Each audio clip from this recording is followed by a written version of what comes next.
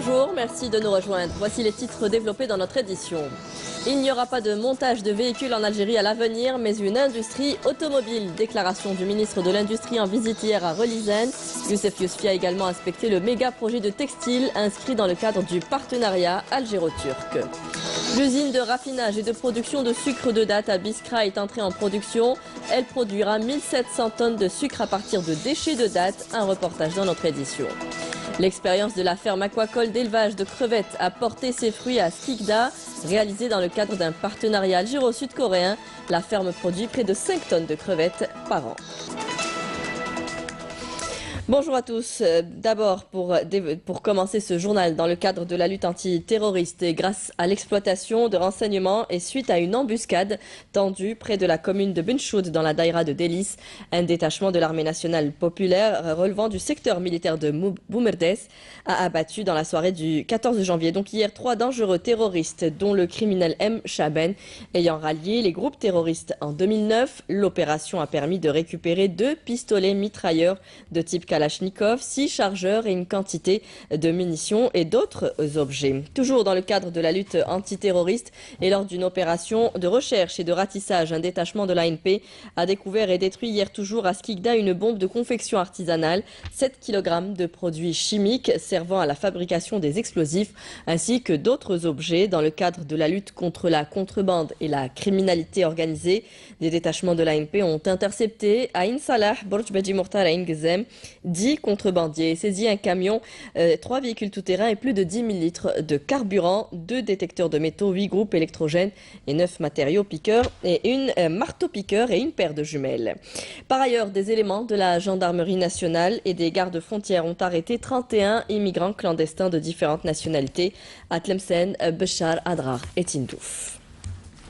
Je vous le disais en titre, le méga complexe intégré lancé à Relizane dans le cadre d'un partenariat algéro-turc ravivera l'industrie du textile en Algérie.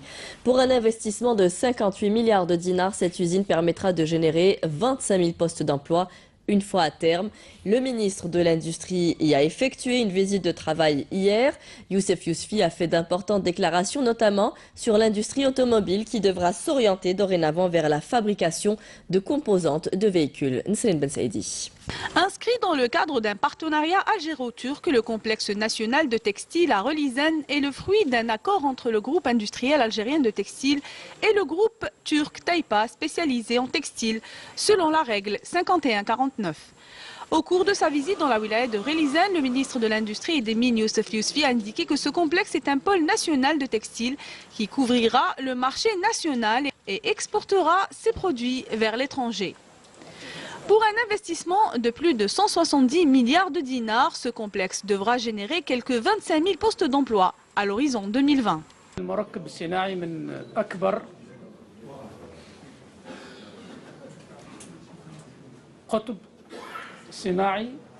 Ce complexe sera considéré comme un grand pôle industriel en Algérie et en Afrique. Une fois les travaux achevés, dans un premier temps, ce projet générera plus de 10 000 postes d'emploi pour arriver dans 2 ans à 25 000 postes. Ce complexe permettra de satisfaire les besoins du marché national et 60% à l'exportation.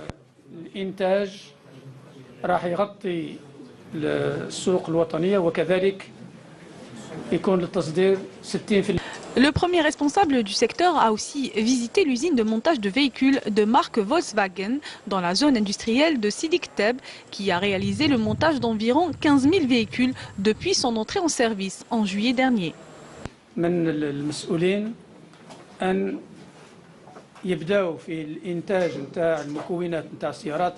J'ai demandé aux responsables de différentes usines de montage de véhicules de se lancer dans les plus brefs délais dans la fabrication de composantes de véhicules.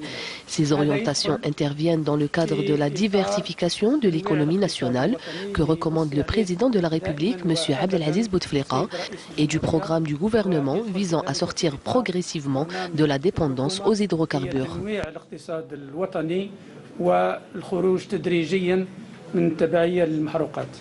Youssef Yousfi a en outre visité l'entreprise publique d'industrie mécanique et accessoires Orsim qui produit annuellement 4 000 tonnes de produits de boulonnerie et accessoires mécaniques. Aucune entreprise publique n'ouvrira son capital sans l'aval du président de la République ou du gouvernement. Le ministre de l'Industrie l'a affirmé hier en marge de sa visite à Relizane. Je vous propose de l'écouter. Aucune ouverture de capital, aucune privatisation d'une entreprise nationale ne sera faite sans l'accord de M. le Président de la République et ce sont ses prérogatives. Relancer le textile en Algérie fait partie des nombreux plans de développement lancés par l'État pour diversifier l'économie nationale. Un taux de croissance appréciable a été remarqué depuis dans le secteur textile, cuir et chaussures, mais les investisseurs peinent encore à se faire une place de choix à cause de la concurrence et du marché parallèle. Bouchabali. Signature de cette joint venture entre le textile privé d'Alger fait partie des nombreuses manufactures qui ont fait l'âge d'or de cette industrie dans les années 70. Une époque révolue suite à la dissolution de bon nombre d'entreprises en proie à de sérieuses crises financières et managériales. Pour relancer le secteur, les pouvoirs publics ont adopté plusieurs plans de développement. Le dernier en date remonte à 2012 avec un montant dépassant les 2 milliards de dinars. Le plan en question semble avoir porté ses fruits, notamment en 2016 et 2017, où le taux de croissance a atteint 27,2% selon l'ONS, Office national des statistiques. C'est une entreprise du groupe CH, du groupe GTEX.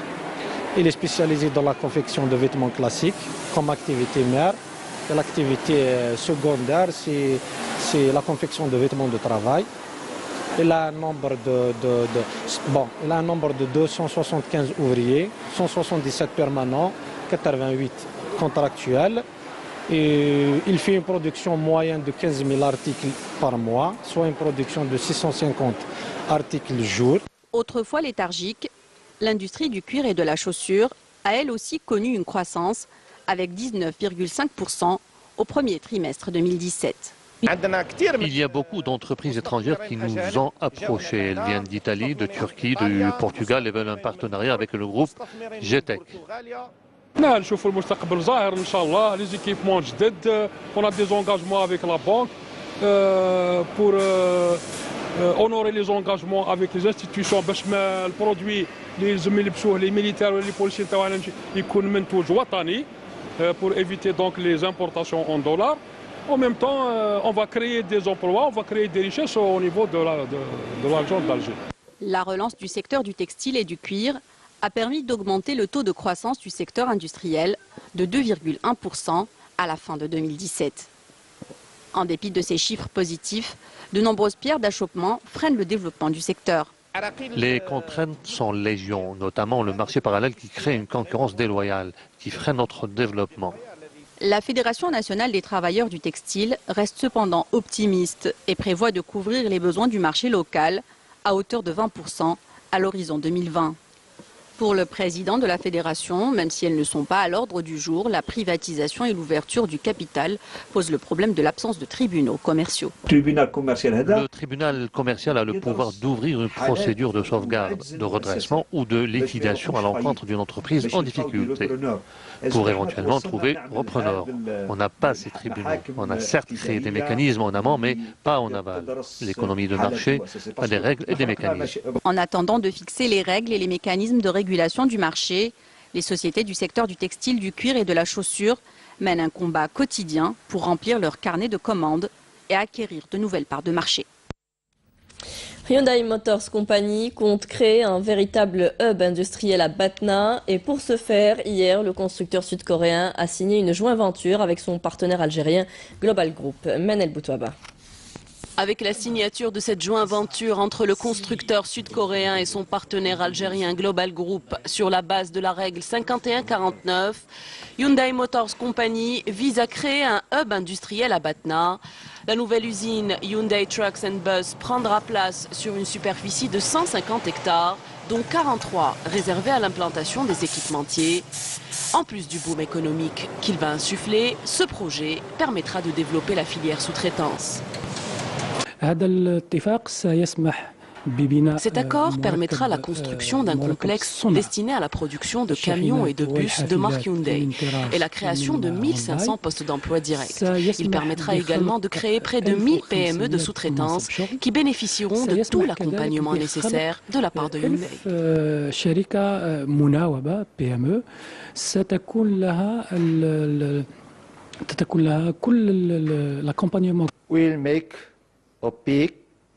Nous allons construire une usine qui permettra d'augmenter considérablement le taux d'intégration et qui fera office d'accompagnateur et permettra un transfert de technologie et de savoir-faire pour produire des camions et des bus. Et bien évidemment, nous allons construire ces véhicules et non pas les monter seulement. Et notre objectif est d'arriver à exporter ces véhicules produits en Algérie vers les marchés africains. Ce projet prometteur est un véritable bond en avant en matière d'investissement et de partenariat dans cette région. Il est le premier de cette envergure en Afrique et le troisième après celui de la Corée du Sud et de la Russie. Ce projet a été initié suivant le programme du président de la République dans son volet investissement et suivant le nouveau modèle économique mis en place par le gouvernement qui vise à diversifier les sources de richesse et à ne plus se contenter des recettes pétrolières. La création de ce hub industriel permettra de mettre en place une véritable industrie automobile dans la région. Et toujours dans le cadre de la coopération sud-coréenne, la ferme aquacole d'élevage de crevettes lancée il y a quelques années à Skikda est une réussite. Elle produit 5 tonnes de crevettes par an. L'Algérie a pu, à travers ce projet, maîtriser les techniques modernes aquacoles. Saïda Mayouf. Fruit d'une coopération algéro-sud-coréenne, la ferme pilote d'élevage de crevettes située tout près de la plage d'Ormila dans la commune d'El Marsa à l'est de Skikda s'étend sur une superficie de 15 hectares extensible. Avec la réception en 2011 d'une écloserie et de 8 bassins d'élevage, la ferme de crevetticulture a initié son premier cycle d'élevage avec la variété Penaeus japonicus, avec des géniteurs égyptiens, crevettes rouges royales et les autres cycles ont suivi. Deuxième expérience en 2013 pour la reproduction artificielle de crevettes locales, le Keratus. Le produit de cette reproduction, notamment de la crevette Keratus, a été lâché au niveau de la baie de Marsa pour renouveler le stock de crevettes au niveau de la baie de Marsa. Ainsi qu'on a mis en 2015 une quantité importante de 2 millions post-larves dans la baie d'Al-Marsa et la wilaya de Skikda et de Annaba et 2000 larves post-larves au niveau de la baie de Gigel. C'est une nouvelle espèce, une nouvelle expérience d'une espèce de crevette à pattes blanches, Lithopenaeus vanami, pour faire la reproduction de la première fois au niveau d'Algérie, pour maîtriser cette technique d'élevage et aussi pour doter la ferme de Ouergla, pour compléter la mission de la ferme et doter la ferme de Ouergla par des postes larves. Ouverte aux universités, la ferme pilote de la Marsa constitue un espace pour le développement théorique et pratique des filières liées à la pêche. Formation et vulgarisation sont ainsi des volets inscrits au sein des grandes actions de la ferme. La ferme accueille des centaines d'étudiants annuellement qui sont venus de plusieurs universités, comme l'École nationale de sciences de la mer à Alger, l'université de Skikda, l'université de Annaba et de Guelma aussi. Cette année, l'université a accueilli, la station a accueilli environ 80 étudiants. Aussi 5 étudiants qui ont bénéficié d'un stage de 3 mois, c'est-à-dire qu'ils ont suivi le cycle complet de l'élevage et de la reproduction de la crevette à pattes blanches. Étudiante en 5e année aquaculture à l'École nationale des sciences de la mer et de l'aménagement du littoral. Nous sommes là dans le cadre du Centre national de la recherche, CNRDPA. Ils font des essais sur la reproduction de la crevette et pour améliorer la production aquacole en Algérie. Relevant du Centre national de recherche et de développement de la pêche et de l'aquaculture, CNRDPA de Bousmaïl, la ferme pilote dispose d'une capacité de production de 5 tonnes de crevettes par année. Ce qui porte à croire, à juste titre d'ailleurs, que Skikda, rompu aux activités aquacoles, ambitionne de faire de l'élevage de la crevette une des crues durables des prix des crustacés. Un plan d'urgence a été mis en place pour améliorer l'alimentation en eau potable déminéralisée à Ouargla. C'est ce qu'a affirmé le ministre des Ressources en eau, Hossein Sebi, a effectué hier une visite de travail dans cette wilaya. Hasna Zouberi. La wilaya de Ouargla dispose d'une grande quantité d'eau souterraine. Néanmoins, sa mauvaise qualité est refaite à chaque fois surface. Lors d'une visite de travail dans cette wilaya, le ministre des Ressources en eau, Hossein Nassib, rassure que les nouvelles stations de désalinisation d'eau permettra d'améliorer la qualité de l'eau potable. À Ouargla uniquement, nous avons réalisé 9 stations de désalinisation d'eau dans plusieurs communes de la wilaya, y compris à Tougourt.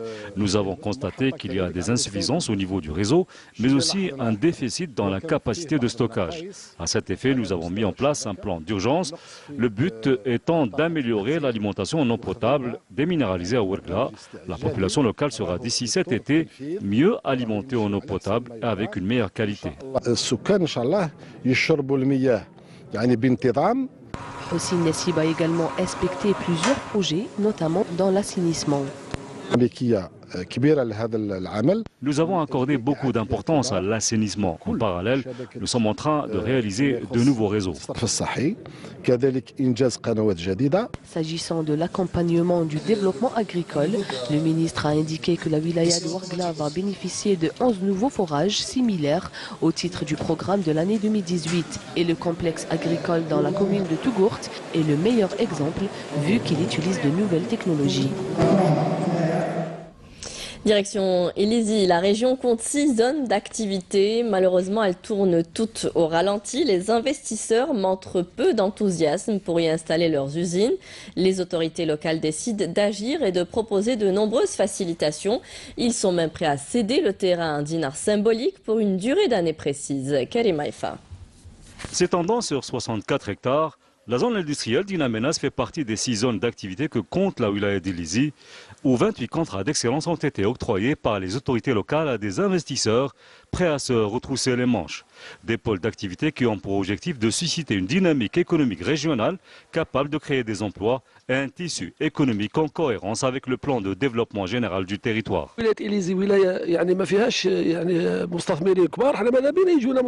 Dans la wilaya d'Illizi, il n'y a pas de grands investisseurs. On aimerait qu'il y ait des investisseurs d'autres wilayas du pays pour investir chez nous. Ici, il y a des opportunités d'investissement énormes, notamment dans le secteur des mines.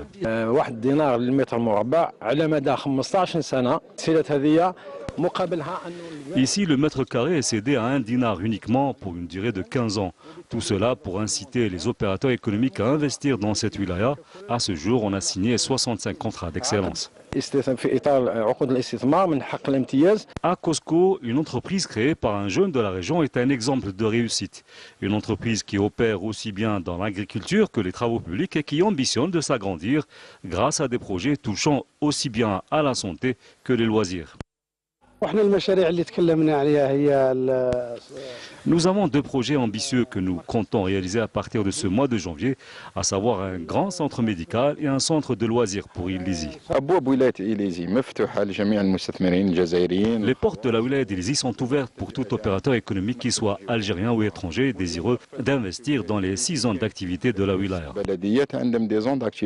La wilaya d'Illizi compte également accompagner tous les jeunes investisseurs désireux de s'installer dans la région, véritable réservoir de ressources naturelles qu'il faut exploiter pour créer la richesse à forte valeur ajoutée.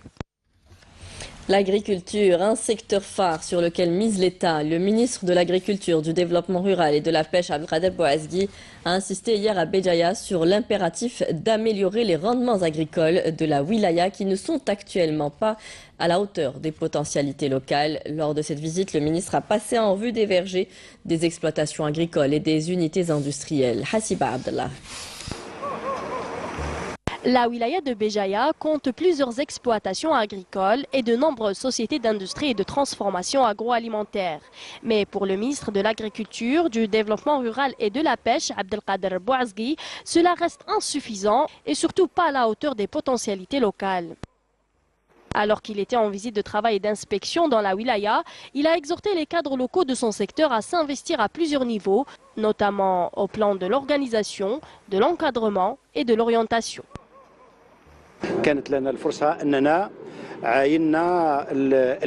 Nous avons eu l'occasion de superviser un bon nombre d'activités agricoles dans de la wilaya de Bjaya. J'ai donné des directives aux responsables de l'agriculture, des forêts et de la pêche au niveau de la wilaya de Bjaya pour accompagner et encadrer tous les opérateurs économiques.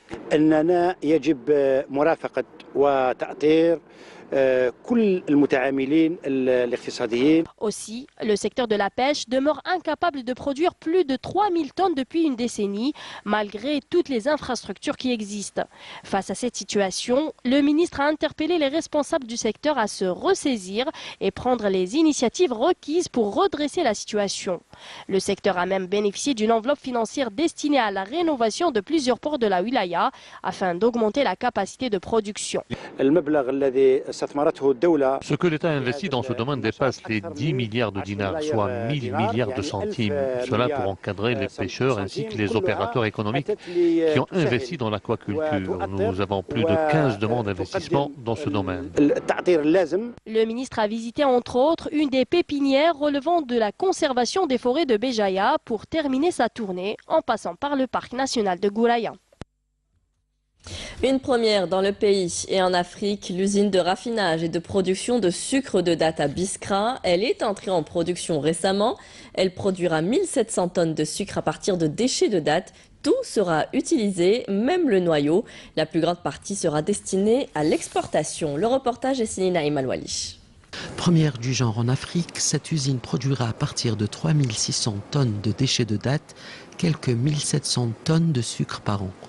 Un sucre qui sera dans un premier temps liquide, puis cristallisé avant d'être exporté en Europe pour les grosses filières de l'agroalimentaire. Convention entre l'Algérie et l'Iran économique pour la possibilité de faire transférer cette technologie ici en Algérie. L'Algérie il a plus de 360 variétés de dattes. Normalement, le prix il sera le même prix de sucre normal. Les 80% de cette production il sera exportée vers l'Europe et le Canada. Inspirée et aidée techniquement par les Iraniens, cette industrie autofinancée par la Sarl Amanta à hauteur de 3 millions d'euros ambitionne, en plus du sucre, de passer à la production de plusieurs dérivés de déchets de dattes comme le miel de date, l'alcool pharmaceutique, le vinaigre de table et même la farine animale à partir de noyaux et des chutes de bois du palmier. On a déjà le sucre et on a le produit. On fait que faire un mixage et on aura un truc, un confiture 100% naturel, sans le rajout de sucre. On a eu une opportunité de faire rentrer des étrangers comme des partenaires. Ils ont vu cette lenteur des banquiers. Ils ont annulé avec nous pour qu'on puisse faire beaucoup de choses. Sur une production nationale dépassant les 1 100 000 tonnes, 40% sont des déchets de dattes. Une matière première dont les agriculteurs ne savent quoi faire et qui, dans le monde industriel, peut générer de grosses plus-values en devises. La preuve, c'est qu'actuellement, plusieurs industriels prospectent déjà le terrain pour lancer une dizaine de chantiers du même genre.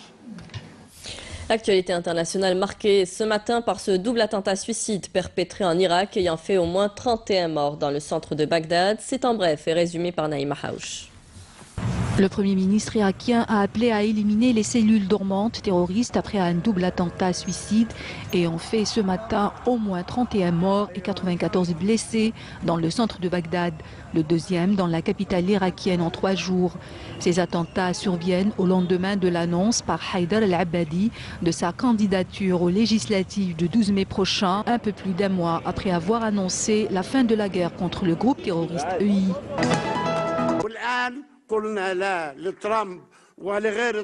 Le président palestinien Mahmoud Abbas a qualifié l'offre de paix de son homologue américain Donald Trump de claque du siècle et réitéré son rejet d'une médiation américaine dans le processus de paix. Cette rupture unilatérale, avec des décennies de diplomatie américaine et internationale, interprétée comme la dénégation des revendications palestiniennes sur Al-Quds Est, annexée et occupée, a suscité des violences qui ont causé la mort de 16 Palestiniens. Au moins 75 personnes ont été blessées par l'effondrement spectaculaire ce matin d'une partie d'un étage intérieur de l'immeuble abritant la bourse du Jakarta, un événement rare qui a provoqué un mouvement de panique dans le quartier des affaires. Les cours du pétrole en hausse en Asie, des analystes se montrent plus optimistes quant aux perspectives des prix du brut en 2018. Les prévisions en moyenne tablent sur $64 contre une estimation précédente à $56. L'on s'attend à ce que l'OPEP et la Russie adoptent une approche progressive de sortie de l'accord sur les réductions de production prises à un moment où les cours battaient de l'aile.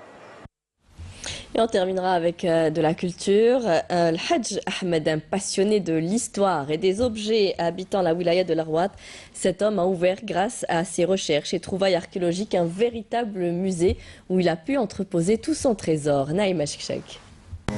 Son amour et sa persévérance dans la recherche liée aux temps immémoriaux de son pays a fait de ce chercheur autodidacte quelqu'un qui va à tous les coups découvrir de tout.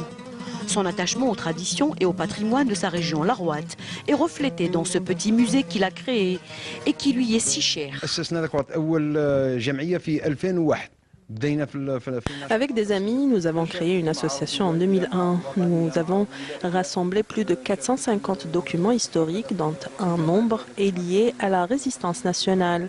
Et ce sont ces documents qui nous guident sur les lieux des batailles pour creuser davantage encore sur le passé. Nos participations sont multiples dans les rencontres régionales, nationales ou étrangères pour faire connaître notre activité. Une activité que Hajj Ahmed veut surtout axer sur le tourisme scientifique et culturel. C'est ainsi qu'avec le temps, son musée est visité notamment par les touristes et les chercheurs étrangers. Tous les espaces de sa région, l'Arwat, toutes les grottes, toutes les curiosités naturelles font la joie de Hajj Ahmed qui vadrouille sans cesse à la recherche de l'insolite et de l'inédit. Les pièces اللي عندنا هذون تقريبا يتراوحوا ما بين 80 120 260 حتى 480 مليون سنة. Il y a des pièces archéologiques et géologiques dont l'âge remonte jusqu'à il y a 80, 120, 260 voire 480 millions d'années. Parmi ce qui était inconnu et que nous avons découvert, il y a surtout des grottes. ولا المستحثات. Cette passion de mon père, héritée de son père, je la fais mienne aussi et je la transmettrai à mes enfants. Une passion toute naturelle dans une région comme l'Arwat où le mode de vie transcende le modernisme pour le rattacher constamment au passé identitaire. C'est la fin de ce journal. Merci à vous tous de nous avoir suivis. Tout de suite, vous retrouverez Amel Laribi pour les prévisions météo. Ce soir, rendez-vous avec Zohil Bendimeret pour le journal de 19h. Très bonne journée à tous. Au revoir et à demain.